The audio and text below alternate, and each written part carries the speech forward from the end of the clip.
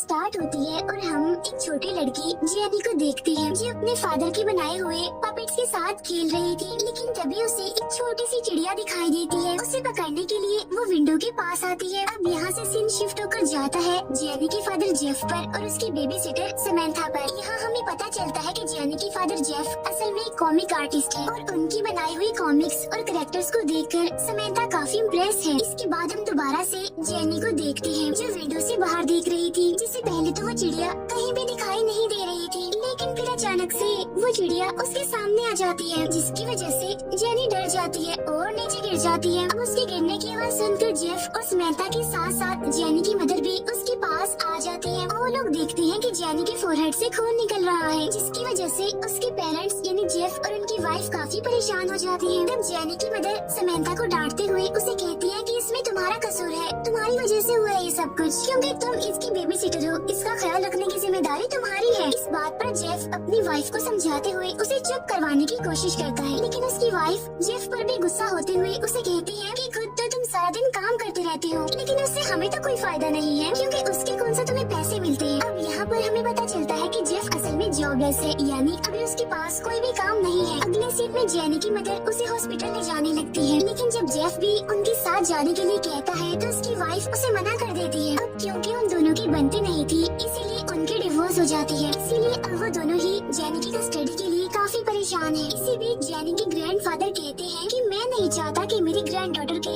ऐसे ही बार बार चोटें लगती रहे लापरवाही की वजह से। अब वो जेफ को कहते हैं कि अब क्योंकि तुम्हारे पास तो जॉब नहीं है इसीलिए तुम अपना ख्याल तो रख नहीं सकते, अपनी बेटी का कैसे रखोगी। तब ये सुनकर जेफ दुखी होते हुए अपनी वाइफ से पूछता है कि आखिर तुम मेरे साथ ऐसा क्यों कर रही हो। ये सुनकर वो कहती है कि मैं जानती हूँ कि तुम अपनी बेटी यानी जेनी से प्यार करते हो, लेकिन अभी तुम उसका ख्याल रखने के काबिल नहीं हो, तुम उसका ख्याल रख ही नहीं सकते। इसके बाद जेफ की वाइफ उसे कुछ पैसे देते हुए कहती है कि ये कुछ पैसे तुम रख लो, इससे तुम अपनी लाइफ का एक न्यू स्टार्ट ले लेना और जेनी को मेरे पास ही छोड़ दो। लेकिन जेफ उसके इस ऑफर को लेने के लिए इनकार कर देता है। इसके बाद जेफ जब अपने घर जाता है तो अपनी बेटी की पुरानी वीडियोस देखकर उसे काफी मिस करने लगता है। नेक्स्ट डे वो अपनी बेटी जेनी के साथ एक रेस्टोरेंट में जाकर वहाँ अपनी वाइफ के आने का वेट करने लगता है। इसी दौरान जेफ के पास उसकी वाइफ की कॉल आती है और वो उससे कहती है कि देखो जेफ, तुम बेवकूफी कर रहे हो, तुम्हें कॉन्ट्रैक्ट पर साइन कर देना चाहिए जिससे कि सब कुछ ठीक हो जाए, हम सभी खुश रहें। लेकिन जेफ उसकी इस बात का कोई भी जवाब नहीं देता। तभी जेफ के पास उसके कॉलेज का फ्रेंड आता है जिसने एक साल पहले ही अपनी कॉमिक बुक्स की कंपनी खोली होती है। तब ये सुनकर जेफ को काफी खुशी होती है, लेकिन जब वो जेफ से पूछता है उसकी लाइफ के बारे में तो जेफ उसे सब कुछ बता देता है कि उसकी लाइफ में कितनी प्रॉब्लम्स चल रही हैं और तो और वो जॉबलेस है, अभी बेरोजगार है। तब ये सारी बातें सुनकर जेफ का फ्रेंड काफी हैरान होता है क्योंकि जेफ उन सब में सबसे बेस्ट आर्टिस्ट हुआ करता था। और तभी जेफ के पास फिर से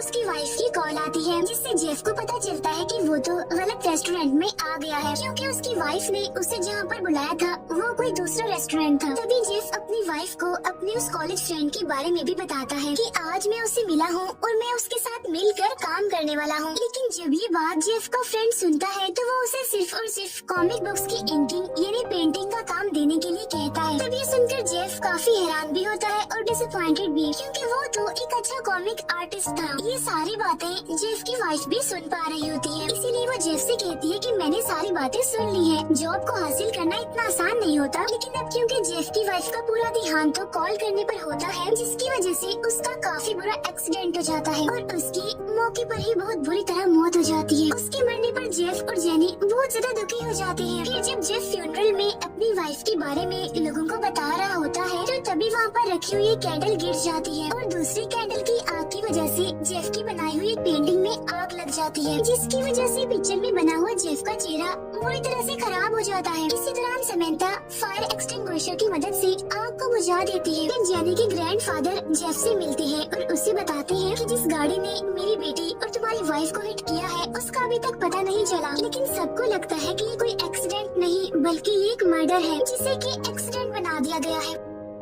नेक्स्ट सीन में जेफ एक रूम के सामने जाकर पहुंचता है, लेकिन तभी अचानक से उसका दरवाजा खुल जाता है और उसके अंदर से एक खतरनाक किस्म का पपेट निकलता है जो कि बिल्कुल वैसा ही पपेट दिख रहा था जिसे जेफ ने अपने हाथों से बनाया था। वो पपेट डरावना दिखने के साथ साथ अलग अलग तरह के मूव्स भी कर रहा था। फिर वो बिल्कुल उल्टा होकर जेफ का पीछा करने लगता है और अब वो जेफ की तरफ बढ़ने लगता है जिसकी वजह से जेफ काफी डर जाता है। लेकिन जैसे वो वो पपेट जेफ पर अटैक करने वाला होता है तो जेफ की आँख खुल जाती है। इसका मतलब ये था कि ये जेफ का नाइटमेयर था। लेकिन तभी उसे अपने सामने एक दूसरी पपेट दिखाई देती है। फिर अचानक से वो नींद से जाग जाता है और ये भी उसका नाइटमेयर ही था। नेक्स्ट डे वो बेबी सिटर समैंथा उसके घर आती है, जहाँ पर जेफ उसे अपनी बेटी जेनी का ख्याल रखने के लिए कहता है और खुद वो जॉब करने के लिए अपने फ्रेंड की कंपनी में चला जाता है। इसी दौरान वो बेचारा वहाँ पर इंकिंग का काम करने के लिए भी तैयार हो जाता है। तब ये बात उसके फ्रेंड को काफी हैरान कर देती है, लेकिन फिर भी वो बगैर कुछ कहे उसे जॉब पर रख लेता है। इसके बाद जेफ घर वापस आता है और समैंथा को अपनी इंकिंग की जॉब के बारे में बताता है, जिस पर वो कहती है कि मुझे तो ये जॉब अच्छी नहीं लगी क्योंकि ये जॉब आपके लिए नहीं बनी है, क्योंकि आप ज्यादा अच्छा डिजर्व करते हैं। वजह ये है कि आप एक काफी अच्छे आर्टिस्ट हैं। तब ये सुनकर जेफ कहता है लेकिन पेंटिंग का काम तो मैं घर में भी कर सकता हूँ, जिसका फायदा ये होगा कि साथ साथ मैं अपनी बेटी का भी ख्याल रख सकूंगा, वो मुझसे दूर नहीं होगी। इसी दौरान समैंथा जेफ को काफी इंसिस्ट करती है कि आप जेनी को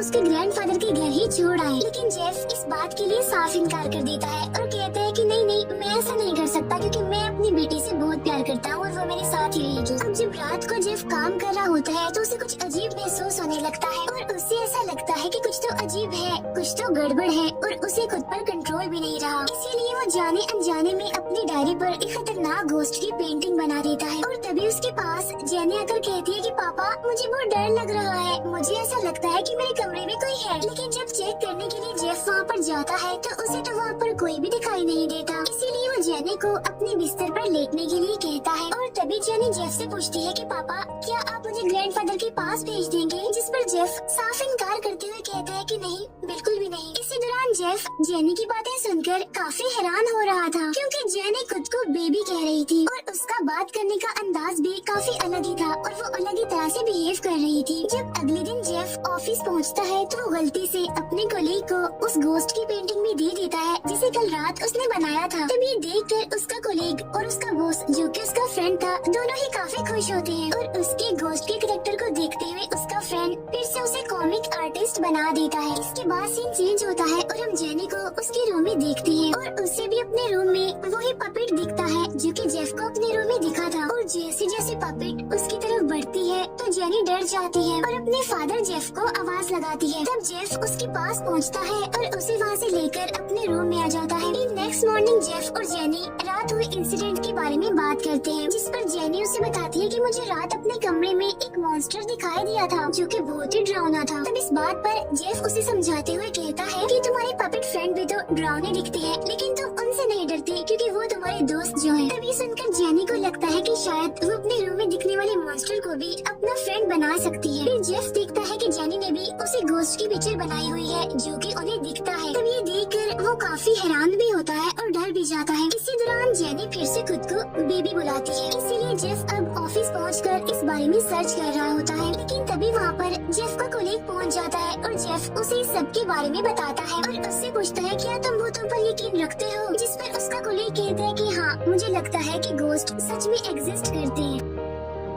उसी टाइम उनके ऑफिस की एक लड़की आकर जेफ को बताती है कि एक अमीर बूढ़ा आदमी आपके बारे में पूछने के लिए यहाँ पर आया था। तब उसके बारे में सुनकर जेफ फौरन समझ जाता है कि वो कोई और नहीं बल्कि जेनी के ग्रैंडफादर हैं। इसीलिए वो फौरन उनसे मिलने के लिए उसके पास पहुँचता है। तो अब यहाँ पर पता चलता है कि असल में जेनी के ग्रैंडफादर को ये शक है कि उनकी बेटी को मारने वाला कोई और नहीं बल्कि जेफ है, यानी कि उसने ही अपनी वाइफ को मार दिया। इसके बाद हम देखते हैं कि जेफ जब अपने घर वापस आता है तो समैंथा उसे ड्रिंक देती है और उससे रिलेशनशिप बनाने की कोशिश करती है। तब इस बात से जेफ काफी हैरान होता है और ऐसा करने से मना कर देता है, जिससे समैंथा को काफी बुरा भी लगता है और एम्बेरसमेंट भी होती है, जिसकी वजह से वो वहाँ पर नहीं रुकती और वहाँ से चली जाती है। फिर हम देखते हैं कि जेफ रात को जब काम कर रहा होता है तो उसने असल में जेनी के रूम में कैमरा लगा दिया था, जिसमें वो देखता है कि जेनी के रूम में वही ड्राउनी पपेट है जिसे वो मॉन्स्टर कह रही थी, यानी कि जो उन दोनों को ही दिखाई दे रही थी। उसे देखकर जेफ काफी डर जाता है और फौरन जेनी के रूम में जाता है, लेकिन वहाँ पर उसे कोई भी दिखाई नहीं देता। इसी दौरान हम जेफ के पीछे नोटिस करते हैं कि वहाँ पर छोटे छोटे पपेट्स मूव कर रहे हैं। फिर जब वो विंडो से बाहर देख रहा होता है तो हमें कमरे में कोई दिखता है जिसने कि अपने ऊपर चादर ली हुई थी, और जब जेफ चादर हटाकर चेक करता है तो उसे पता चलता है कि ये कोई और नहीं बल्कि ये तो जेनी है। फिर जेनी जेफ से पूछती है कि पापा बताएं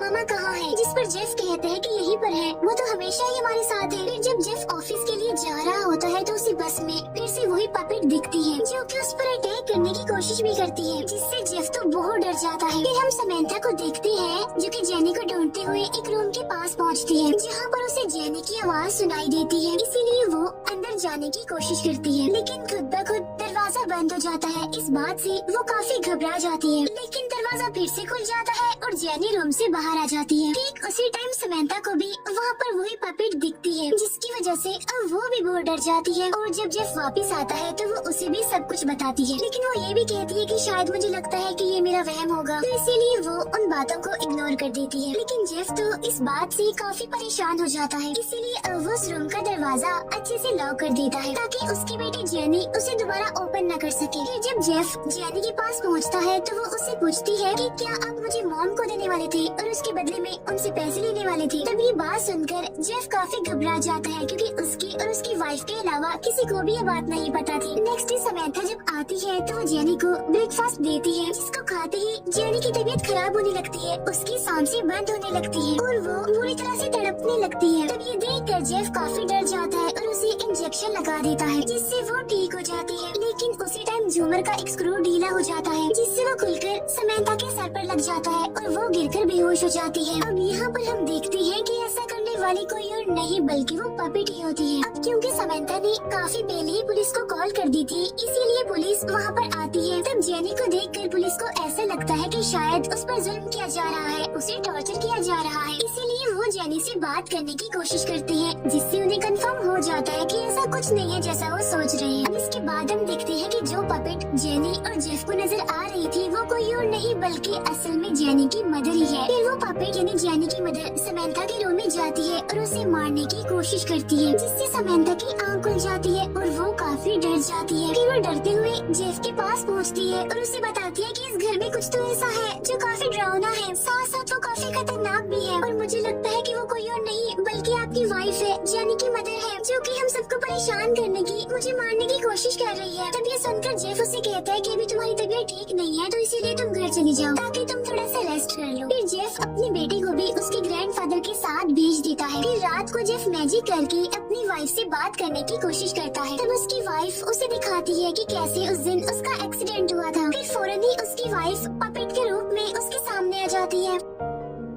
यहाँ पर जेफ उसे समझाता है कि देखो ऐसा मत करो, जेनी हमारी बेटी है। अगले दिन हम जेफ को देखते हैं जो कि अपनी बेटी की कस्टडी में गया होता है। इसी दौरान बातों बातों में वो जेनी के ग्रैंडफादर को कहता है कि मैं जानता हूँ कि आप अपनी बेटी से बहुत प्यार करते थे, लेकिन इस वजह से प्लीज आप मेरी बेटी को मुझसे दूर तो मत कीजिए, क्योंकि वो तो पहले ही अपनी मॉम को खो चुकी है और मैं नहीं चाहता कि अब वो अपने डैड को भी खो दे। फिर जेनी के ग्रैंडफादर जेफ से मिलते हैं और उसे बताते हैं कि पुलिस को वो गाड़ी मिल गई है जिससे तुम्हारी वाइफ का यानी मेरी बेटी का उस दिन एक्सीडेंट हुआ था, इसीलिए बहुत जल्द अब ड्राइवर का भी पता चल जाएगा। तब इस बात से जेफ काफी खुश होता है। फिर वो जेफ से ये भी कहती है कि मैं 1 घंटे में जेनी को लेकर तुम्हारे घर पहुंच जाऊंगा, जिससे हमें पता चलता है कि उस पर जेफ की बात असर कर गई है और वो उसकी बात मान गया है, यानी उसने जेनी की कस्टडी जेफ को ही दे दी है। इसके बाद जब जेफ ऑफिस पहुंचता है तो हमें पता चलता है कि वो अब दूसरे स्टेट में मूव करने वाला है और इस बात से वो बहुत ज्यादा खुश है, यानी वो अब अपने फ्रेंड की कंपनी की दूसरी ब्रांच में काम करेगा। उसी टाइम वहाँ पर उसकी कॉमिक बुक के बनाए हुए घोस्ट करेक्टर का पोस्टर लाया जाता है। तब उसे देखकर उसका फ्रेंड जेफ को बताता है कि मैंने कॉमिक की एंडिंग थोड़ी चेंज कर दी है, जिसमें ये घोस्ट मरने की बजाय और भी खतरनाक और पावरफुल होकर वापस लौटेगी। तब इस बात की वजह से जेफ काफी डर जाता है और अपनी बेटी जेनी को बचाने के लिए घर के लिए निकल जाता है। फिर वो जेनी के ग्रैंडफादर को कॉल करता है और उनसे कहता है कि आप जल्दी से जेनी को घर से बाहर निकाल लें, क्योंकि वो घर उसके लिए सेफ नहीं है। इसी दौरान जेनी के ग्रैंडफादर जेफ को किसी मेल के बारे में बताने की कोशिश कर रहे होते हैं, लेकिन तभी कोई उसे धक्का देकर सीढ़ियों से नीचे फेंक देता है। इसके बाद जेफ जब घर पहुंचता है तो वो देखता है कि जेनी के ग्रैंडफादर तो बहुत ज्यादा इंजर्ड है, इसीलिए वो समंथा को आवाज लगाने लगता है। लेकिन जेनी के ग्रैंडफादर जिन्हें हल्की हल्की होश थी वो जेफ को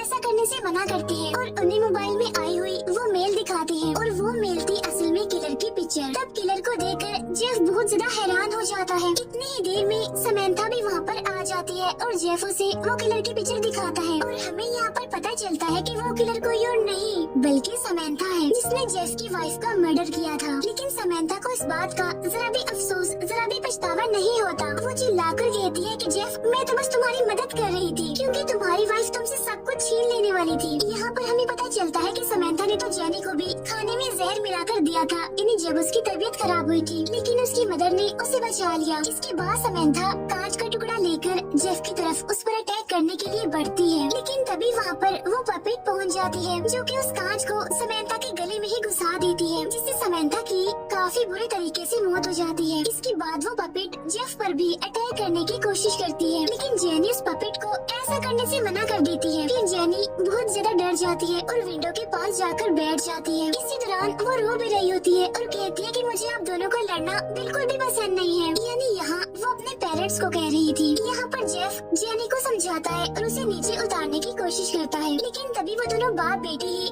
विंडो से नीचे गिर जाते हैं। इसी दौरान जेफ को जेनी के साथ गुजारे हुए सारे मोमेंट्स याद आने लगते हैं, लेकिन जब जेफ की आँख खुलती है तो वो देखता है कि वो दोनों ही बिल्कुल सही सलामत हैं, क्योंकि उन्हें तो जेफ की वाइफ ने यानी जेनी की मदर ने बचा लिया था। इसके बाद जेफ की वाइफ भी वहाँ से चली जाती है, क्योंकि अब उसने अपना बदला जो ले लिया था समंथा को मारकर। अब यहाँ पर हमें पता चलता है कि असल में समंथा ने जेफ की वाइफ को क्यों मारा। असल में वो जेफ को पसंद करती थी और उसके साथ ही अपनी लाइफ गुजारना चाहती थी, लेकिन जो उसके इरादे थे, उसका मकसद था, वो बिल्कुल भी ठीक नहीं थे, जिसकी वजह से लास्ट में उसे वही मिला जो कि वो डिजर्व करती थी, यानी कि मोरल उसकी मौत का। और इसी के साथ ही ये मूवी यहीं पर एंड हो जाती है।